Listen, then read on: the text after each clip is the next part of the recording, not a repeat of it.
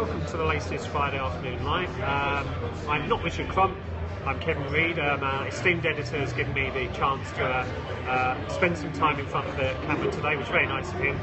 Welcome to a lovely sunny afternoon here in Hammersmith, in the Draft House pub with a pint of Stiegl. Hope you're all looking forward to your lunches. Today we're going to talk about the Panama Papers. Obviously there's been a lot about that in the last few days. We'll also cover some of the other exciting projects that we have running across Accountancy Age and Financial Director over the coming weeks. On the Panama Papers, obviously in the last 24 hours or so, there's been a lot of noise around David Cameron finally getting to this point where he's admitted holding shares in his father's trust and selling those shares prior to his term as Prime Minister. And obviously this is an interesting one for us, mainly because they're obviously not actually a suggestion that he's done anything wrong or illegal, and there are also suggestions that it's not actually an avoidance scheme as such. He's not actually avoiding any tax in terms of the acquisition or the selling of the shares. The issue, of course, folks, is about hypocrisy.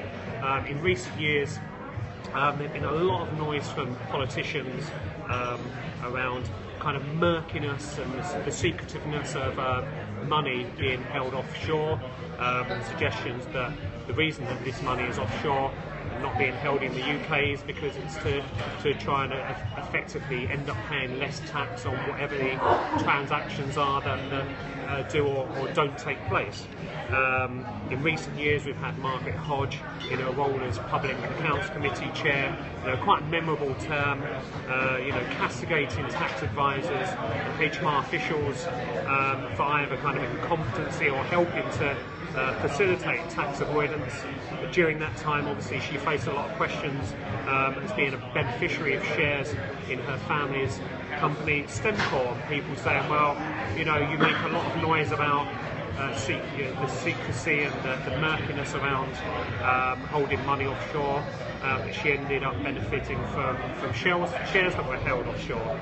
And we're in a position now, really, where the politicians are reaping what they've sown. They've muddied the waters. They've talked about evasion and avoidance in the same breath. Tax advisors often jokingly refer to avoision in terms of the fact that the two terms seemed interchangeable, and the suggestion that any money or shares or funds or structures that are offshore are effectively dodgy, let's face it. And now we're at a point where David Cameron is taking a hell of a lot of stick for not being transparent. And I don't blame people for doing that, but what I think is interesting is obviously some politicians are sticking the boot in, and they should be mindful, I think, of what goes around comes around on this type of matter. From another point of view, obviously there are around 1,200 intermediaries associated to the Panama Papers that are linked to the UK. And so this will probably be a combination of banks, lawyers and accountants that were involved in setting up these trusts and structures. So how many of the UK accountants out there are sweating at the moment? And I'm also be very interested to know what the regulators, whether that's institutes or the FRC, are actually doing about this. Are they sitting back and waiting for the ICIJ, the group of journalists, to reveal more detail? Personally, I hope that the firms are kind of sitting up and taking note of this. But the world is a now more transparent place with the internet and documents held electronically. Everything will come out in the wash. So, we're still seeing the fallout from the banking crisis, more and more things being found out about their behaviour.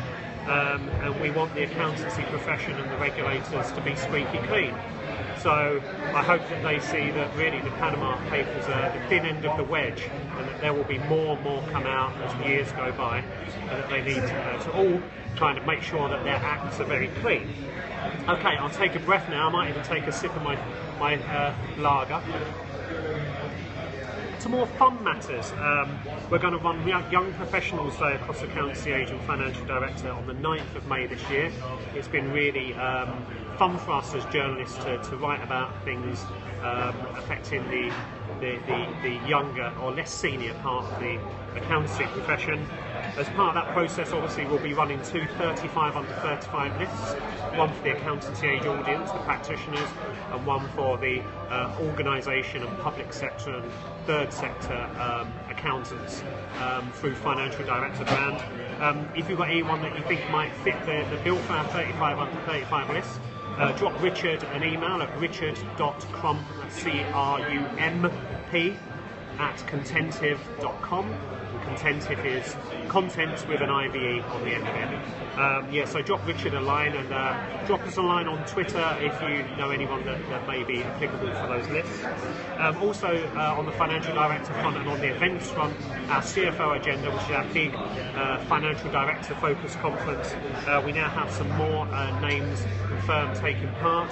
We've got Clydesdale Bank CFO Ian Smith, BMW UK Limited's CFO Talita Ferreira, O2 UK's CFO Mark Evans, and Deutsche Bank UK Chief Economist George Buckley will also be taking part. And obviously Richard spoke last week about Sir Clive Woodward, and former Chancellor Alistair Darling will be keynoting our CFO agenda. That takes place on the 28th of June. If you're interested in taking part of that, go to thecfoagenda.com for more details.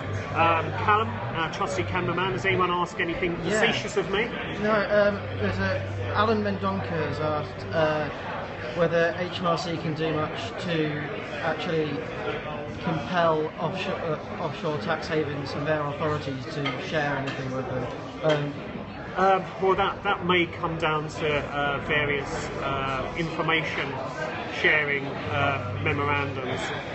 Lots of the tax havens don't share information. There's probably not much HMRC can do to compel them, but obviously the OECD is puts countries on various lists of kind of black, grey or white in terms of their disclosure, and obviously there's a lot of pressure on local jurisdictions to be more open and transparent about the information they share. The main issue we have with HMRC is just the wealth of information actually that they have in front of them, and having the resources to go through that information. If we look at the HSBC documentation that found its way to them, you know, they didn't seem to be able to do a hell of a lot in terms of prosecuting people. That may mean that there wasn't actually a lot wrong in the information that was presented to them, but obviously there's a suggestion that they struggled in terms of being able to allocate resource to go through that information, and had to apply kind of like a resource management, risk management process to decide what was their low-hanging fruit. So yeah, I think the more information that comes forward, the more pressure it puts on HMRC, quite frankly. That's it. Okay, wonderful. Right, okay, my throat is very dry. I'm going to enjoy my Stiegel here. Hope you all have a good lunch and a great weekend. See you on the other side. See you next week.